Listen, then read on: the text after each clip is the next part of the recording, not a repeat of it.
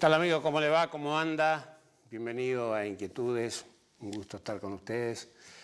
Contentos nosotros porque nuestro programa fue nuevamente ternado por la Asociación Entrerriana de Televisión en el rubro periodístico político de opinión, así que le agradecemos a usted que nos acompañe y nos siga. Además, también fueron ternados Deporte al Día, Noticias 4 regionales de 4 criterios norte entrerrianos.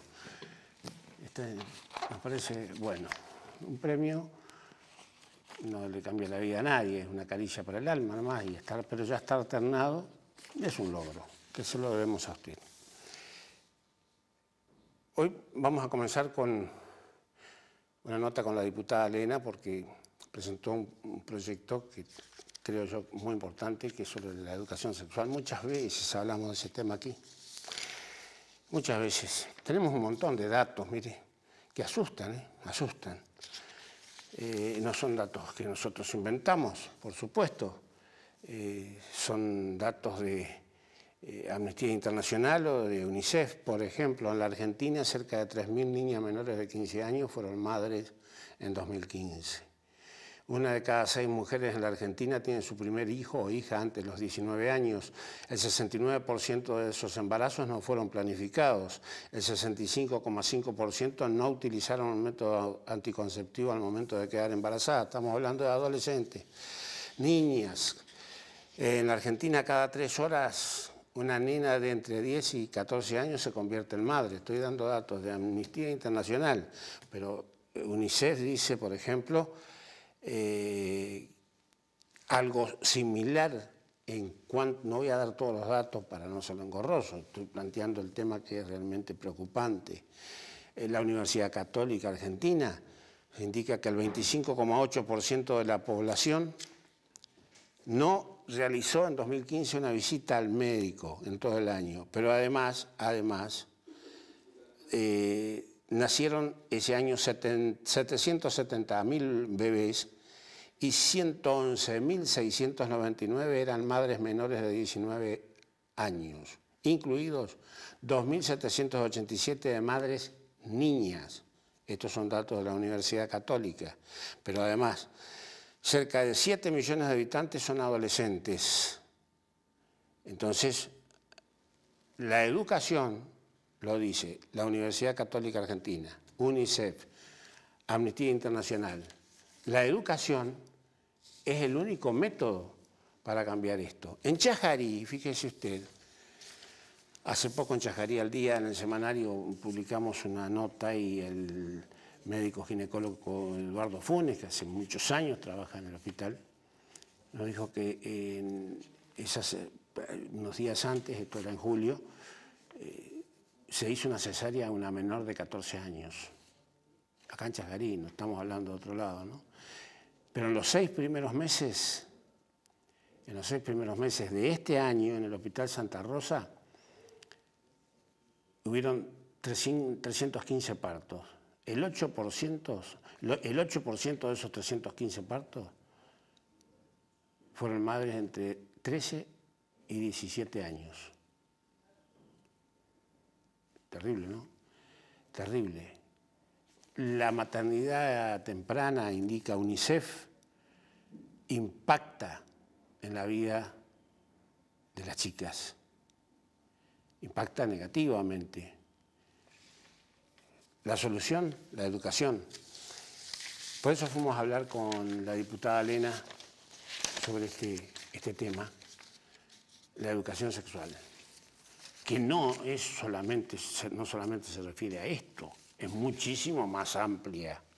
Esta es la nota. Este es un proyecto que hace mucho lo venimos, es una necesidad, además. El proyecto está, no se cumple, lo que nosotros planteamos son algunas modificaciones.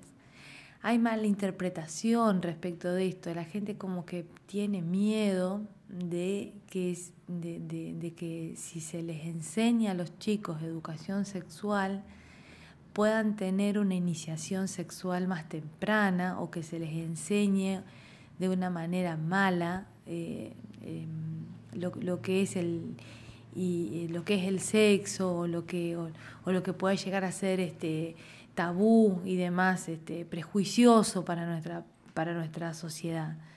Y es todo lo contrario, digamos. La ley de educación sexual integral es reconocernos desde niños en las diferencias que tenemos entre hombres y mujeres de nuestro cuerpo, en saber cuidarnos en nuestro cuerpo, en saber tener una sexualidad responsable, en saber diferenciar las personas, y diferenciar y aceptar las personas que eligen tener una sexualidad diferente, lo compartamos o no, pero aceptarlas sin discriminarlas. Y también significa el respeto a la otra persona, el respeto al otro sexo, el respeto a la mujer. Y en esto se trabaja mucho con lo que es la violencia de género, y aprender estos valores desde niños es la única manera de poder después cambiar la sociedad. Sí, en realidad muchas veces los mayores problemas o retrocesos que tuvo esta ley fue con los sectores más conservadores de nuestra sociedad, y obviamente que en algunos puntos la Iglesia también. Pero cuando uno habla con diferentes sacerdotes, un poco más con una visión distinta de estas cosas, no tienen la misma postura, digamos, y en esto yo creo que la Iglesia también tiene lo veo con agrado, digamos, que va teniendo un avance en este sentido, o al menos algunos sectores de la Iglesia argentina, y sobre todo entrerriana, y con algunos sacerdotes con los que he hablado y hemos acordado algunas cosas que tienen que ver con esta ley. Así que yo espero que me gusta que la Municipalidad de Chajarí esté trabajando, que el gobierno de la ciudad a través de la Secretaría de Inclusión esté trabajando esto. No sirven unas charlas solo, esto hay que implementarlo como un programa, pero bueno, está bueno que se empiece por algo. Y está bueno que la ley salga. Yo en este momento las cámaras, hay una situación que todo el mundo conoce, que es una situación electoral donde nadie quiere tratar temas que sean conflictivos, y bueno, para algunos estos temas son conflictivos, a mí ya me parece que son normales, no conflictivos, pero bueno, respeto la decisión. Y que quizás puedan ser tratados después de las elecciones de octubre, que es lo que estamos esperando. Y yo, obviamente, este mismo proyecto que está presentado en diputados se presentó en senadores, a ver si teníamos más suerte por un lado o por otro. Por los dos lugares está trabado. En ninguna de las dos cámaras tuvo la posibilidad de tener un mínimo tratamiento, quedó parado dentro de la comisión donde fue asignada. Pero bueno, vos me conocés, sabés que soy incansable, luchadora, y bastante no abandono los temas cuando me interesan, y sobre todo cuando veo que son necesarios, así que los seguiremos peleando. Hay otra cosa que me parece que la gente tendría que conocer, por lo visto tienen que conocerlo algunos legisladores también. La Organización Mundial de la Salud dice que es fundamental la educación sexual en las escuelas. UNICEF dice que es fundamental la educación sexual en las escuelas. Por lo visto, algunos legisladores parece que no. No sé si algunos legisladores, también pasa con el gobierno de la provincia. Hay algunas escuelas que sí, que lo están implementando. Inclusive hay una que recibió un premio en Paraná por implementar todo un sistema de educación sexual en su escuela. Este proyecto de ley empezó a aplicarse en el gobierno de Montiel, en el segundo gobierno de Montiel, y la verdad que tuvo en su principio un buen resultado, pero bueno, no pudo ser continuado debido a presiones, sobre todo de sectores conservadores, que fue una pena. Y hoy existe la ley, existe inclusive una persona encargada de esto en el gobierno provincial, pero en realidad no se está cumpliendo. Hay otra cosa que creo que parte del desconocimiento, porque como la gente no conoce la ley, imagina cosas. y imaginan mal. Pero que digan, no, yo no quiero que a mi hijo, tengo el derecho a elegir que mi hijo no le den educación sexual en la escuela, es lo mismo que decir, no, yo tengo el derecho a decidir que no le enseñan matemáticas, que no le enseñen geografía o algo similar. Y sí, en realidad es lo mismo. Cuando esto está dentro de la currícula del Consejo General de Educación, se transforma en una cuestión obligatoria. También obviamente significa que los docentes se lo tomen esta cuestión en serio y que la gente en general y los padres no piensen que esto es una cuestión chabacana, que se lo va a tomar de una manera de mal informar. Yo creo que la mejor información y la buena información debe venir principalmente desde el hogar, pero debe estar apoyada fuertemente con cuestiones científicas y prácticas desde la escuela. Además, la realidad que creo que muchos se niegan a ver es terrible, es durísima. No, la realidad es terrible. Hoy nosotros vemos que no vivimos adentro de cuatro paredes y vemos que la iniciación sexual de los jóvenes es cada vez más precoz y que si nosotros no hay veces que nos cuesta como padres aceptar esta situación, no solamente que la iniciación es precoz, sino que toman como normal un montón de situaciones que no son normales y que para esto es necesario educar y que para esto es necesario que esta ley se aplique y que ellos aprendan de que no es lo mismo, que es bueno tener sexo siempre que haya amor. Hay un montón de cosas que nosotros vemos que como adultos nos alarman y obviamente que esto del embarazo adolescente es un tema que es increíblemente preocupante para la sociedad y no solamente pasa en Chajarí, sino que está pasando en todo Entre Ríos.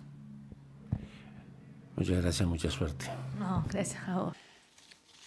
Bien, esta es la nota que realizábamos con la diputada Elena, ojalá se apruebe, ojalá sea tratado y aprobado. Hay cosas, hemos escuchado nosotros muchas opiniones de gente que desconoce estas cifras, las desconoce totalmente.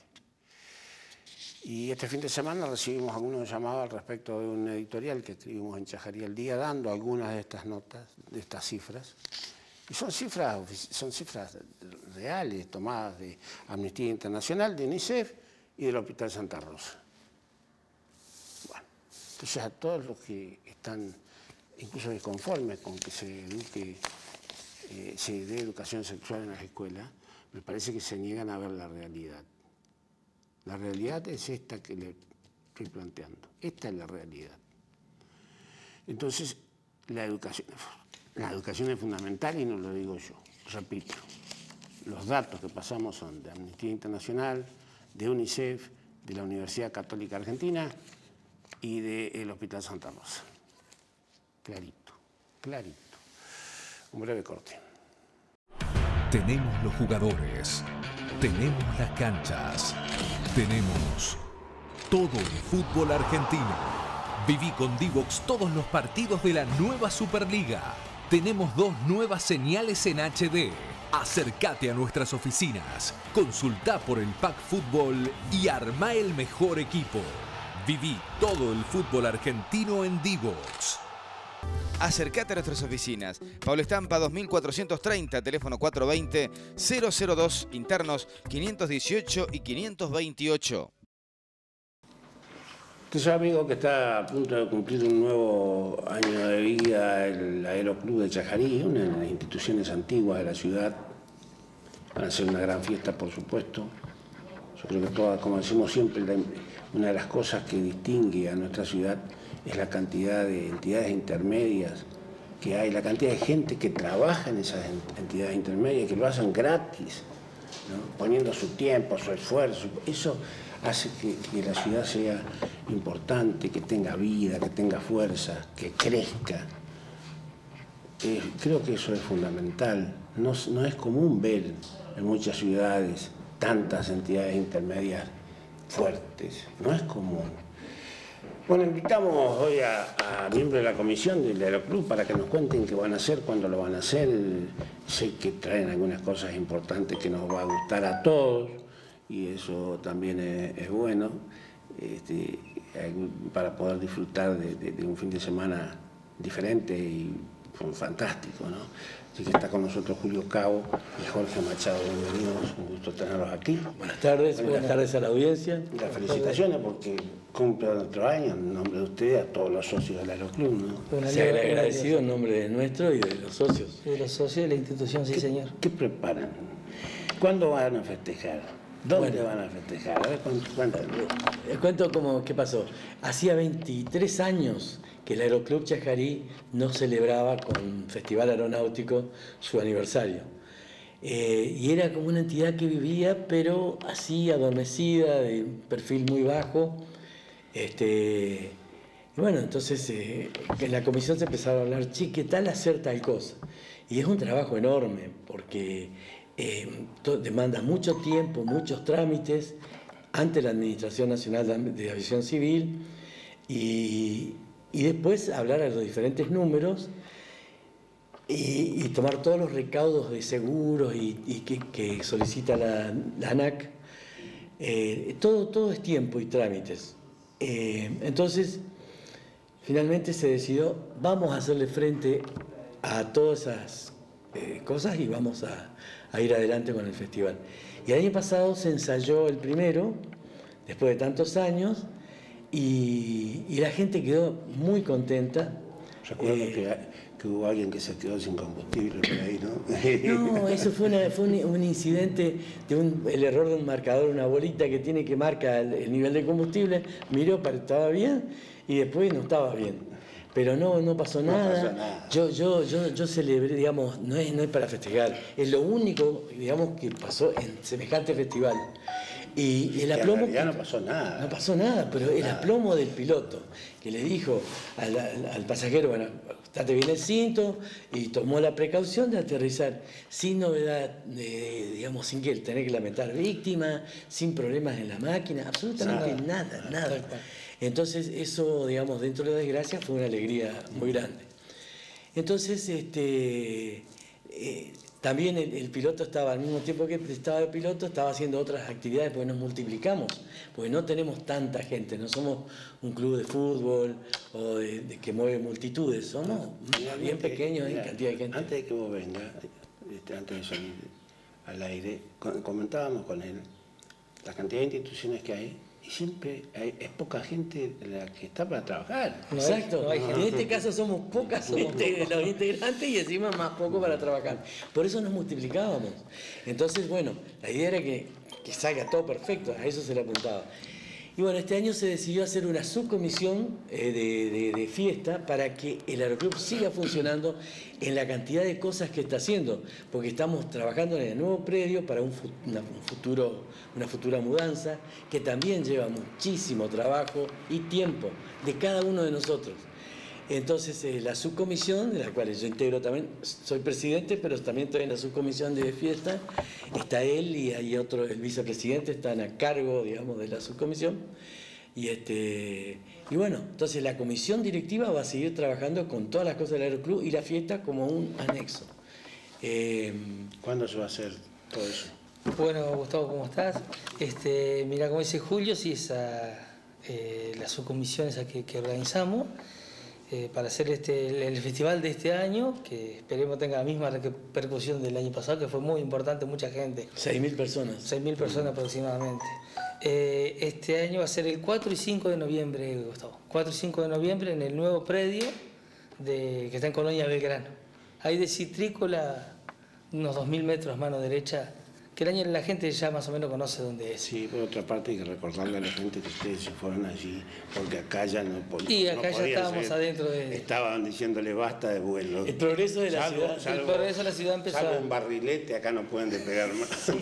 No es tanto, digamos que hasta ahora se está respetando la ley nacional, el Código Aeronáutico, que limita el dominio en la parte aérea hasta cierta altura, de acuerdo a la distancia que está en proximidad de la pista.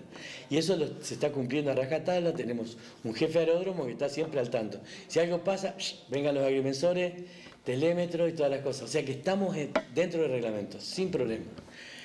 Pero eventualmente aquella pista más larga y nos da más un performance mejor para los aviones. Y es inevitable el crecimiento de la ciudad también. La ciudad se viene sobre y allá acá tenemos 750 metros y allá vamos a tener 1000 metros sin obstáculos. Sin obstáculos, que es mucho. Es una diferencia grande. Es una diferencia grande. Bueno, como te decía Gustavo, 4 y 5 de noviembre, sábado y domingo, decidimos hacerlo este año. El sábado ya empezamos a arrancar a la mañana con recepción de algunas aeronaves vecinas y 14:30 aproximadamente vamos a tener la apertura al público. A partir de las 14:30 horas, ya durante toda la tarde, vamos a tener actividades aéreas, van a haber vuelos de bautismo, vamos a tener este año show de acrobacia aérea. Decimos show porque vamos a traer tenemos confirmado 3 aviones de acrobacia. Esa es otra de las cosas que a nosotros nos gusta. Sí. No entendemos nada, pero no entendemos, los tiempos que hacen. Piruetas en el aire, sí, maniobras que hay que estar preparado para hacerlas, ¿no?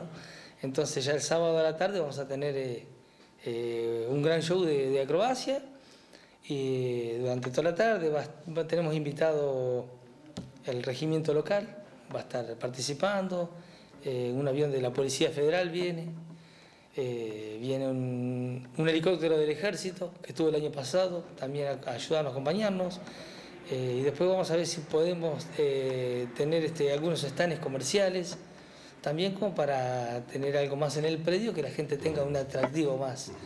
¿Qué me contabas vos de la escuela agrotécnica? La escuela técnica.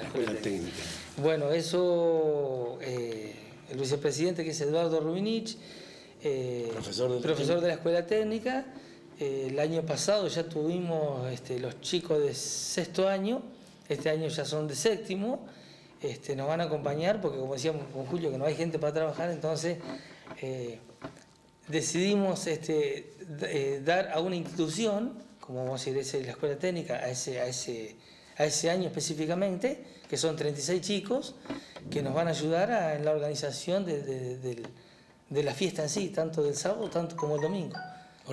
Organizar, ellos se van a repartir en varios lugares, estacionamiento, parte de entrada, nos van a ayudar un poco en la venta de tickets, de combustible, en varios lugares donde se necesita mucha gente.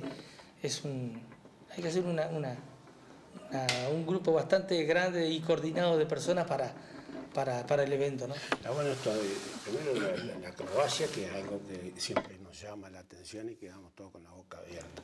Y la otra cosa importante para muchos es el vuelo de bautismo, porque en realidad hay gente que nunca subió un avión. Sí, hay gente que nunca había subido un avión. Justamente a propósito de eso es que se invitaron a todos los aeroclubes de la provincia y del país, digamos, que puedan venir. Entonces, como hay mucha gente que quiere volar bautismo ese día, las aeronaves que vienen, que son aeroclubes principalmente, se prestan para volar. Y el año pasado hicimos más de 250 vuelos. 250 vuelos. O sea, no es poco. Mucho. Traemos controladores aéreos para que se ordene bien el tráfico, porque era casi continuo el círculo. Y se va a invitar también de otras instituciones como Gendarmería y Prefectura, que tienen aeronaves. Sí, también sí pueden venir. ¿Y Fuerza Aérea? Fuerza Aérea, bueno, que eso, parte de Fuerza Aérea, tenemos algunas partes confirmadas, pero estamos viendo y que es una cosa que no es tan simple. Queremos ver si podemos traer a los Pocará, los aviones Pocará. Con el equipo de tierra, con el equipo de tierra que la gente pueda ir y mirarlo de cerca. Espectacular. Claro, es todo una cosa que... Eso es bien nuestro. Eso es bien nuestro, claro. Eso es bien y ahora lo van a volver a fabricar, tienen vista y tienen como de vuelta rearmarlo, modernizarlo de vuelta para que vuelen de vuelta a nuestro cielo, ¿no? Como ha sido algunos de esos aviones se habían exportado. Sí, se exportaron muchos y con otras marcas han sido vendidos en exteriores, o sea, con otras denominaciones se llevaron el modelo de acá y lo comercializan en otros países, ¿no? Sí. Pero bueno, eso sí sería la frutilla del postre si llegamos a traer los aviones Pucará, que es una cosa muy linda, ¿no? La otra cosa que es bueno recordarle a la gente, claro, los que desconocemos, que no volamos nunca, tenemos cierto resquemor a los aviones, pero en realidad el avión es el medio de transporte más seguro que hay. Es así. El que menos accidentes tiene. Es así. Es el más seguro. En un promedio es el más seguro, sí, señor. Sin ninguna duda. Sin ninguna duda. Más allá de que nosotros nos subamos a un colectivo y vayamos tranquilos, pero el avión prácticamente no tiene accidentes. No, es Muy una poco. cosa así, sí, muy segura, y bueno, y nosotros invitamos a la gente a que vaya, Gustavo. Sábado, generalmente mejor si puede ir el sábado, porque sábado y domingo, pero el sábado ya vamos a empezar con muchos vuelos de bautismo.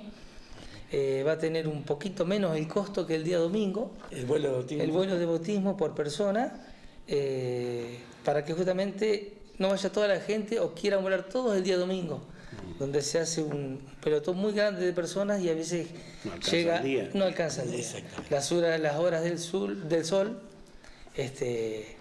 vamos a decir, por ahí se hacen cortas, para ahí hay gente que queda con ganas de volar y no puede hacerlo, ¿no? Entonces por eso el sábado que vaya. Y la entrada, Condal. La entrada también, la entrada al encuentro del festival va a salir 50 pesos. 50 pesos para el mayor. Una taza de cigarrillo. Uy, le hicimos una cosa así bastante accesible para toda la gente, y es únicamente el mayor. El menor de 10 años no paga, jubilados tampoco, y la entrada, esos 50 pesos va a servir para los 2 días. El que va el sábado y paga 50 pesos, el domingo entra gratis. Porque te ayuda un poquito más también, vamos a tener exhibición de aeromodelos. ¿Va a haber van a venir de aeromodelos? otras ciudades que son muy lindos, parece modelos reales, hacen acrobacia y todo eso. Por eso es que tratamos de que vayan el sábado también, para que se pueda volar, porque el domingo va a haber, a veces se paran los bautismos para hacer acrobacia, se para hacer acrobacia de aeromodelos, ahí el día no alcanza. El día no alcanza, tenemos un cronograma que es lo que se exige, ¿no? Por decir, de 9:30 a 10:30, recepción de aeronaves, por decirte, de 10:30 a 11:30, un briefing con los pilotos. Un briefing es una charla con los pilotos para ver por dónde se va a desarrollar la actividad aérea, qué se va a hacer en tal momento y eso. La verdad que les agradezco. Primero que nos han acompañado, segundo que nos vengan a contar esto y fundamentalmente que organicen, que trabajen organizando esto y manteniendo el aeroclub todo el año. Con vida. Y con Sí, vida. porque cuesta mucho, Gustavo, cuesta mucho esto. Creo que sí. 4 y 5 de noviembre, sábado y domingo. 4 y 5 de noviembre, Sí. en Sábado. el nuevo predio del Aeroclub, sábado y domingo. Muchas gracias. Muchas gracias por invitarnos. Muchas gracias, Gustavo. Anote, pegue un papelito en la heladera o en el espejito del baño, así no se olvida.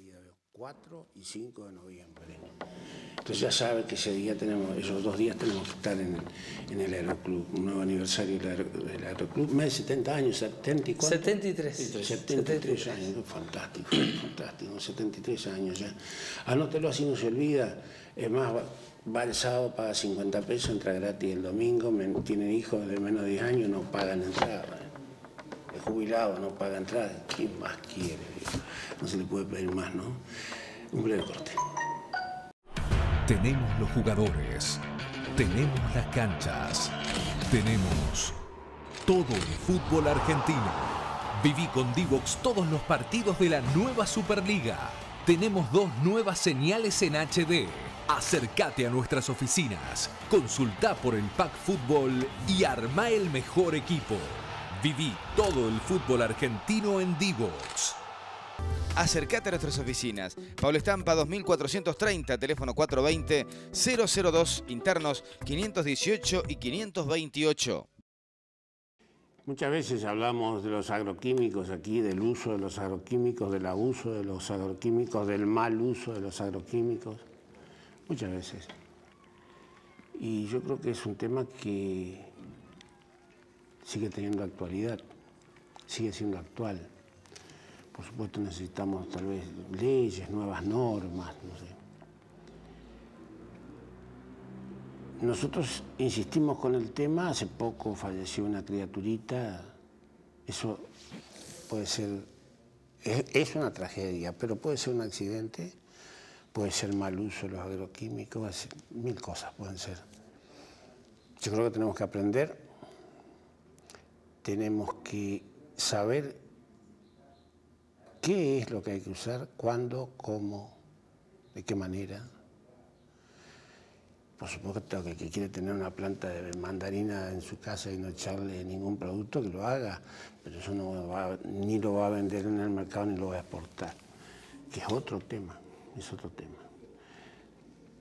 Para conocer detalles, refrescar la memoria y demás, le invitamos a Juan Pablo Stivanello, para que él, desde su punto de vista de profesional, nos eduque, nos enseñe a ver qué es lo que piensa él y cómo ve él en su trabajo diario.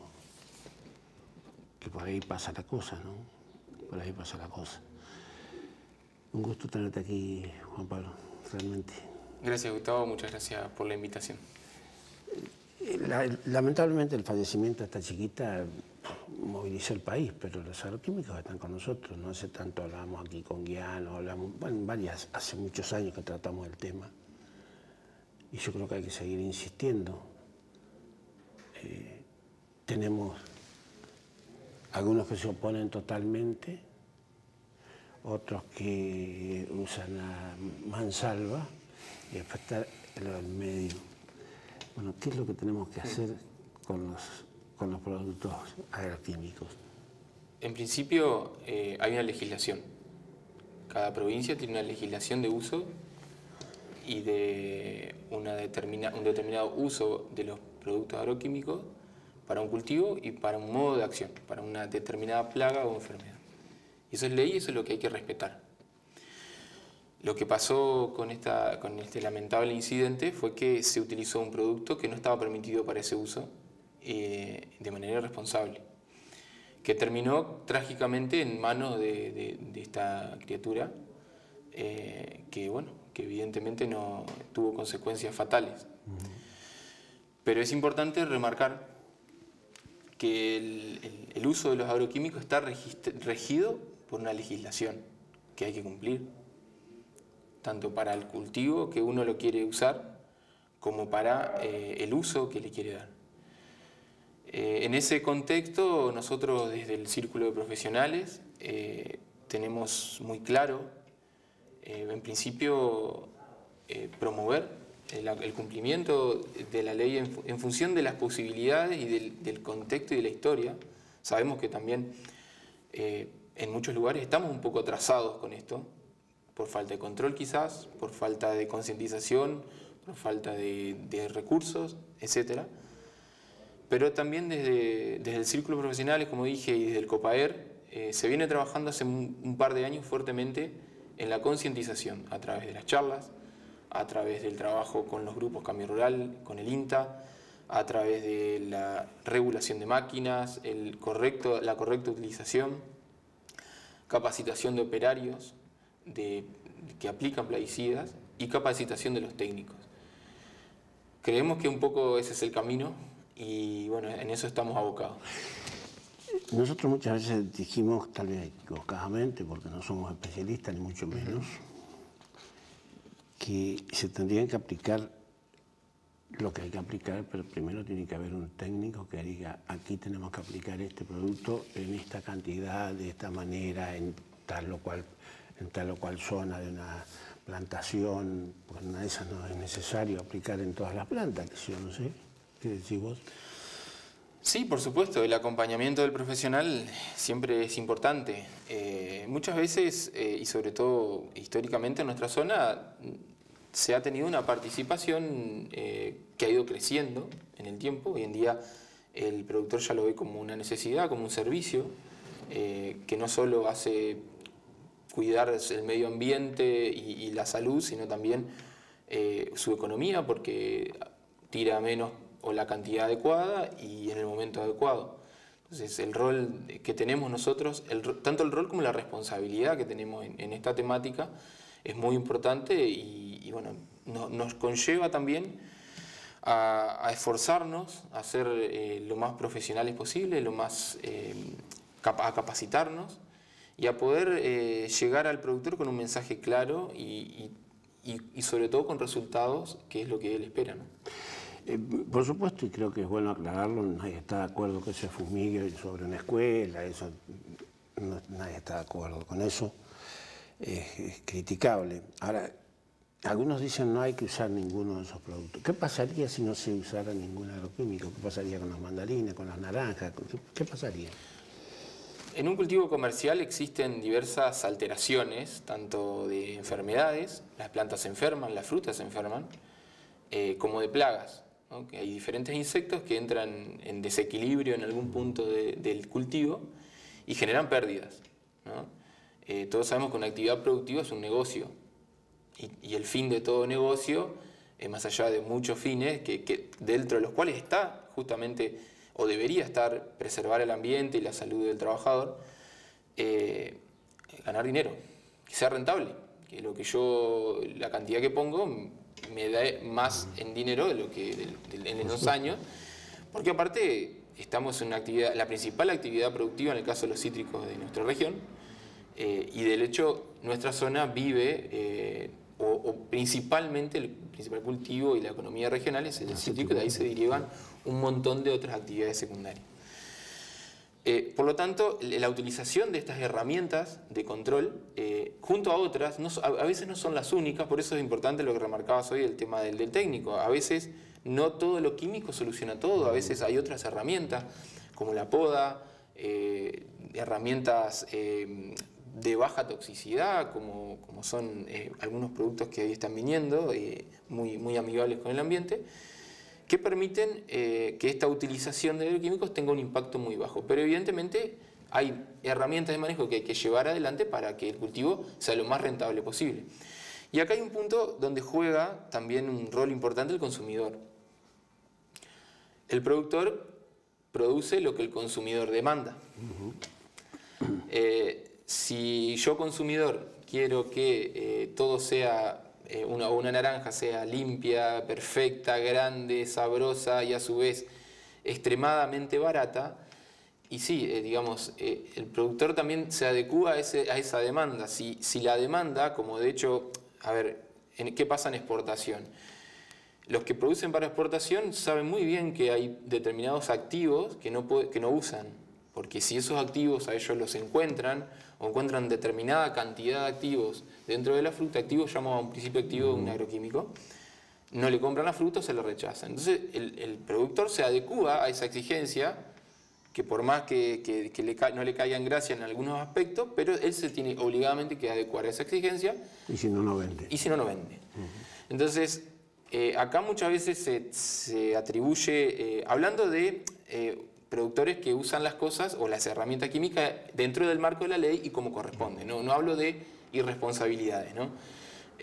Pero ellos se adecúan a los requerimientos del consumidor, que es el que tiene que demandar, claro, y pagar en función a lo que él quiere, porque también es cierto que sin estas herramientas muchas veces la productividad baja, porque digamos, tenemos mayores pérdidas. Entonces el precio debería ser un poquito más alto, mayor. Entonces el consumidor está dispuesto a pagar un precio mayor. Si la agricultura orgánica, como por ahí se plantea, fuese, digamos, ¿qué mercado tiene la agricultura orgánica como para decir, bueno, pasémonos todos de repente a esto, ¿no? Yo creo que son procesos que cada vez, y que pasan los años, los activos y los productos que se usan son cada vez más de menor impacto, no digamos benéfico, sino de menor impacto, de menor riesgo, que los que se usaban hace 20 años. Y de acá a 20 años más seguramente vamos a seguir avanzando en eso, porque evidentemente hay una demanda mundial a la menor cantidad de residuos que hace 20 años atrás. Ahora, una fruta cara y fea no la compra nadie. Y no. Es así de sencillo. Por más linda que sea interiormente. Claro, es así de fácil. Porque la fruta que uno compra entra por la vista. Uno no va al supermercado a probar las naranjas, sí, o las mandarinas. Las compra porque le entran por la vista. Si tiene cochinilla, uno la compra. No, con esto no quiero decir que para lograr una buena naranja sea necesario aplicar toda una batería de productos sí o sí indefectiblemente. Hay técnicas de cultivo, hay técnicas de manejo, por eso es importante consultar a veces o a un técnico asesor o asistir a las charlas que se dan, capacitarse. La agencia del INTA o el INTA mismo tiene muchos técnicos y muchas técnicas a disposición para evitar el impacto sobre el ambiente y sobre la fruta, digamos, ¿no? ¿Es posible lograr eso? Yo creo que en el tiempo lo vamos a lograr un equilibrio dentro de la ley. Hay una aclaración importante también de hacer. Una cosa es la agroecología y otra cosa es la producción orgánica.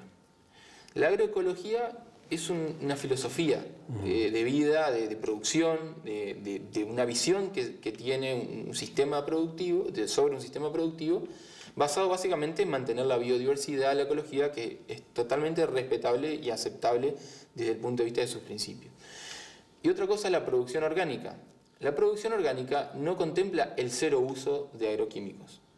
La producción orgánica sí tiene un protocolo de producción en el cual dentro de ese protocolo está permitido usar determinados activos. Por ejemplo, el cobre, que es el fungicida más usado en nuestra zona para todo lo que es cancrosis, mancha negra, etc., está permitido dentro de la agricultura orgánica. Probablemente, no lo tengo presente, pero a menores intensidad de uso que en un cultivo comercial. Pero no es que es cero utilización de agroquímicos. Y dentro de esa agricultura orgánica, dentro de otros protocolos incluso que hay para exportación, como son las normas Global Gap o otras normas más específicas, incluso las buenas prácticas agrícolas en Argentina, hay protocolos en Argentina de cultivo bajo buenas prácticas agrícolas que otorgan un sello o una identificación sobre el cual vos tenés que ser auditado y demostrar que lo que hiciste fue en función de ese reglamento, que está, como digo, en marco de una ley. Y esos reglamentos se basan en tres pilares fundamentales, que es la salud, la protección del ambiente, la seguridad alimentaria o la inocuidad del producto, o sea, que no tenga residuos por encima de lo establecido, que nuevamente no es que no tenga residuos, tiene un límite máximo de residuos que tiene que ser respetado, y la seguridad del trabajador, para lo cual se establecen un montón de normas que nosotros, como repito, desde el círculo y desde la actividad profesional de uno, siempre remarca, ¿no? ¿A quién controla que eso se cumpla? Desde el Estado, ¿quién controla? Bueno, en teoría el organismo... ¿O quién debe controlar? Sí. En teoría el organismo de control, hay una ley de agroquímicos en Entre Ríos, que el organismo de control es la Dirección General de Agricultura, ¿no? Dependiente del Ministerio de la Producción. Históricamente, no es de ahora, históricamente por ahí no se ha seguido con un control como debería ser. Por ahí argumentan falta de recursos, etcétera, pero la verdad es que no hay un control como debería ser estricto la ley. Como pasa muchas veces en nuestro país, que se hacen algunas leyes y falta el control, digamos, lamentablemente. Nosotros no tenemos el órgano de control. Pero lo que sí podemos hacer por nuestra ética profesional y por lo que nos compete es promover acciones a que, si bien no estamos por la vía del castigo, sino por la vía de la promoción de las buenas prácticas en beneficio tanto del trabajador como de su familia y de la actividad citrícola en general. Porque después pasan casos como este, que pasó en Gurcuyá, creo que es el lugar donde pasó, que en vez de ser una noticia, no solo es una noticia tristísima para la familia de esta chica, de nena, sino también para el sector, porque nosotros quisiéramos noticias como lo que pasó hace un tiempo en Buenos Aires con la FECIER, que estuvieron con el doctor Cormillot y tomaban jugo y bueno, decían, es bueno para la salud. Esas son las noticias que uno desearía que haya del sector para que el consumo crezca y tengamos mayores ventas, y no este tipo de noticias que lamentablemente repercuten de una manera muy negativa por el mal uso o el uso irresponsable de los agroquímicos. ¿Qué pasaría en cuanto a cantidades si no usamos ningún producto agroquímico? Esto que produce 10, ¿cuánto produciría? No, la verdad no tendría el dato, pero sí, evidentemente sería mucho menor. Y afectaría no solo a la calidad de la fruta, sino a la sanidad de la planta. La planta es un organismo vivo y se enferma. Contrae enfermedades, incluso estos años que tenemos precipitaciones muy por encima de lo normal, la planta se enferma, contrae enfermedades que hay en el ambiente, hay que tratarlas. Eso es lo lógico. ¿Es posible entonces tener una producción buena? Pues tiene que ser buena, por eso coincidimos, si no es negocio, ¿para qué quiere el productor las plantas? Pero no solamente eso, si el productor no quiere las plantas, porque no es negocio, tampoco hay trabajo para un montón de gente. Que eso también hay que tener en cuenta, la cuestión social. Eso no significa que haya que envenenar a la gente y el ambiente, pero es posible producir con una ínfima contaminación. Tenemos que disminuir el riesgo. ¿Qué es el riesgo? El riesgo está dado tiene dos factores. Uno es la toxicidad o la peligrosidad del producto que estamos manejando y otro es la exposición, ¿no? El agua caliente de un termo de mate tiene una peligrosidad altísima. Si yo lo tengo en un termo de aluminio arriba de la mesa, ahí quieta, no tiene un riesgo implícito muy grande para mí. Ahora, si yo lo pongo entre las piernas y cebo mate con un mate roto, es probable que el riesgo sea más grande porque puede explotar y me puede quemar las piernas. Entonces, con los agroquímicos pasa lo mismo. Nosotros tenemos que utilizar productos con una peligrosidad cada vez menor, con una especificidad mayor, elegir esos activos y evitar el riesgo. ¿Cómo evitamos la exposición, mejor dicho? Para el operario, con los elementos de protección personal. Tanto en la preparación de los productos como donde prepara los productos. Muchas veces pasa que el tanque de agua donde se pone el agua para la turbina y se preparan los productos está en el mismo pozo donde toma agua la familia. Eso es una inconsciencia, quizás a veces mucha gente no se da cuenta, pero eso es un riesgo altísimo por el grado de exposición que yo le estoy dando a ese activo, porque hay derrames, a veces, bueno. Entonces, ¿cómo podemos evitar? O cambiamos de pozo o evitamos los derrames para que ese producto no percole en las napas. Cuando hacemos una aplicación tendremos que tener en cuenta el viento, que el viento no me lleve las gotas a otro lote, si hay mucho viento evitar la pulverización. La calibración de la máquina para que la máquina tire lo que tiene que tirar, ni más ni menos, o aproximadamente no gotee, ni tampoco tire menos de lo que necesita la planta para hacer una buena aplicación. Son todas medidas que nosotros llamamos buenas prácticas agrícolas que contribuyen a evitar los riesgos, ¿no? Y todo esto dentro de una ley, dentro del marco de la ley, ¿no? Utilizar los principios activos que estén dentro del marco de la ley, que está vigente y nadie está por esto cumpliendo ningún delito, incumpliendo o mejor dicho, haciendo un delito, ¿no? Se enmarca dentro de una ley. Entonces estamos produciendo tratamos de producir eficientemente, obteniendo un rédito económico lo mayor posible para la unidad de negocio donde uno está trabajando, dentro de la ley contemplando los menores riesgos para el trabajador, el ambiente y la inocuidad del consumidor. Muchas gracias. Muy amable. Gracias, Gustavo, por el espacio. Esta es la realidad, amigo. Se dicen muchísimas cosas sobre este tema. Muchos de los que hablan no saben nada, igual que yo, porque no somos especialistas. Por eso convocamos nosotros a la gente que sabe, como en este caso, el querido agrónomo Estibanello, sabe, está en eso, ese es su trabajo, esa es su especialidad, y para eso estudió. Los técnicos, insistimos, los especialistas tienen que estar ligados a la producción. El productor tiene que convocar al especialista para que vea qué producto se va a usar, como bien nos decía, en qué cantidad, cuándo. Hay una serie de cosas. Entonces sí se baja la toxicidad. Por otra parte, hay que cuidar la producción. Para eso tiene que ser rentable. Con eso va a haber trabajo para la gente. Hay muchas cosas a tener en cuenta. Hay muchas cosas. Por supuesto que el que quiera tener una producción y no usar ningún producto químico puede hacerlo. Puede hacerlo. Claro, tal vez no va a poder exportar. Posiblemente la rentabilidad sea menor o no exista, qué sé yo. Pero la realidad es esta. Es esta. Es bueno, como decía, escuchar al que sabe, no al que opina, al que sabe. Hasta acá llegamos, amigos. Muchas gracias. El martes que viene volvemos.